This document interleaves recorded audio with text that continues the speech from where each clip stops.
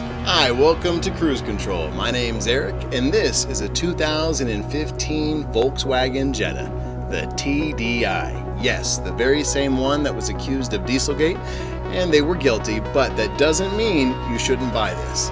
Let's go find out how good this is right now. Welcome to Cruise Control. My name is Eric, and we're going to start looking at some new cars and used cars to find out what's the best option for you. Let's see what's up next.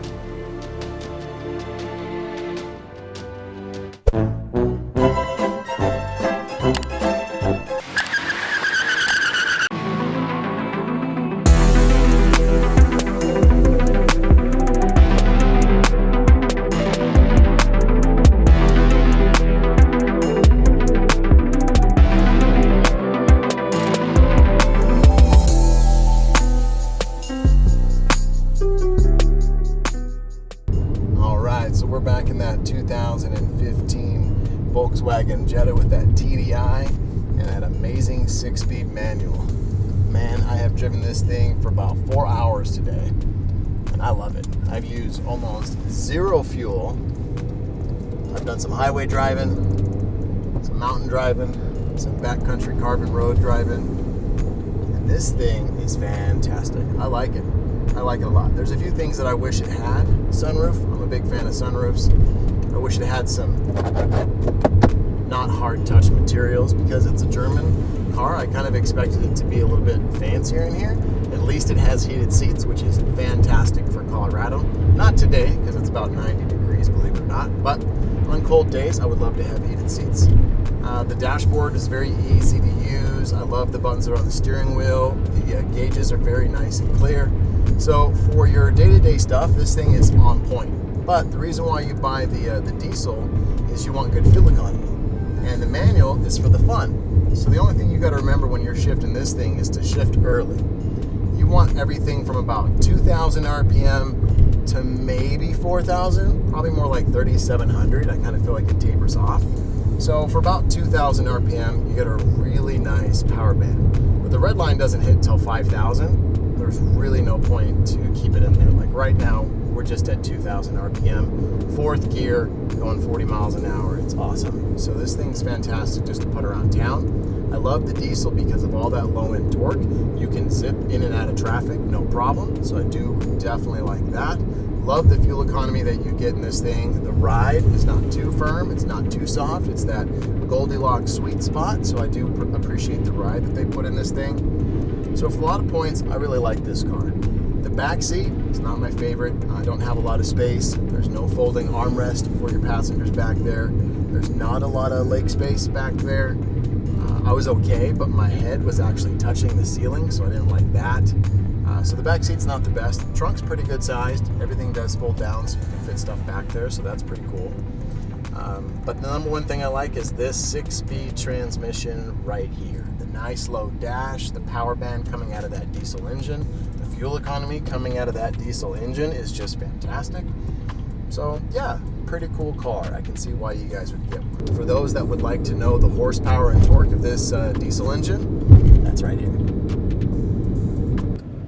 All right, so now we're gonna take this around a few twisties. We're gonna see how it handles.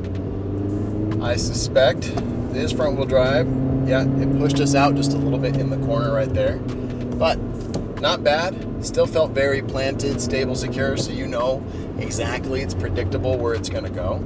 But the chassis is playful, like it does want to play. It's a very good chassis, so we're gonna go around another corner right here. Yeah, good. No problem at all. Sticks to the road. Like I said, it does push out. Right now we got pushed out of that corner just a little bit right now. See, I'm used to revving high in corners, so it's a little strange to shift because you actually want to be lower in the RPM range in this car when you're going around a corner.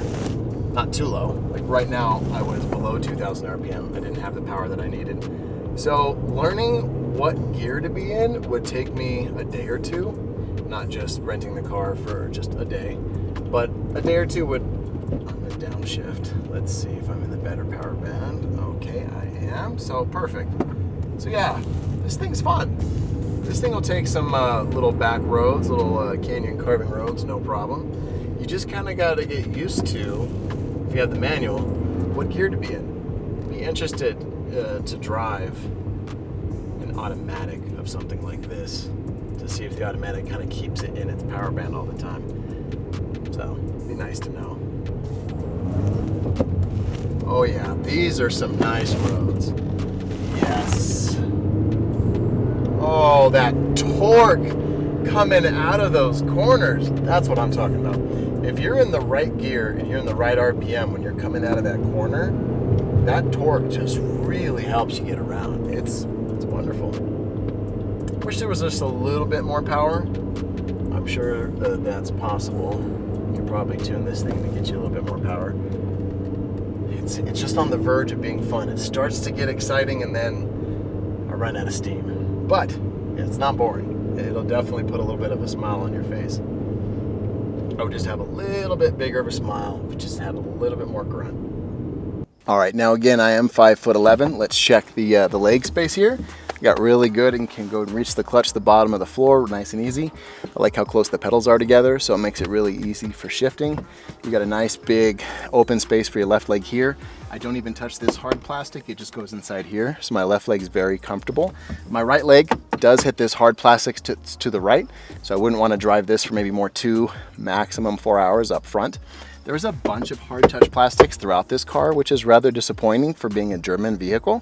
I expected better build quality and some nicer touch points as far as that part's concerned. But I do have a nice low dash, which I do like and appreciate. So now let's go ahead and check to see how I fit in the back.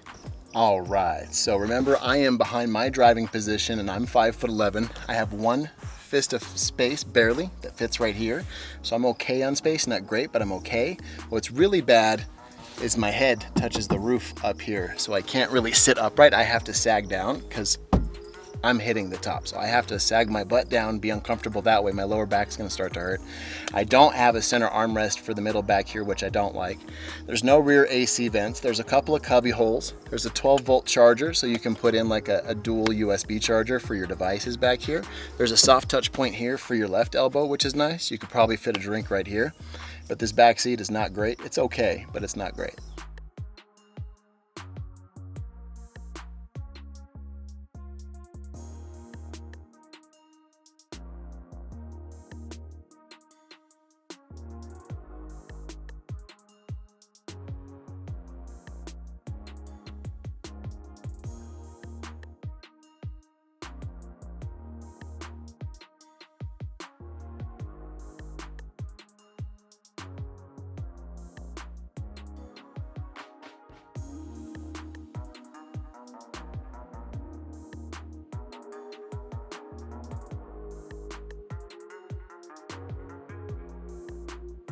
All right, so why do you buy a Jetta? Come on, you know why you want a Jetta, especially this kind of Jetta. The one with the diesel engine that's up front, 6-speed manual transmission.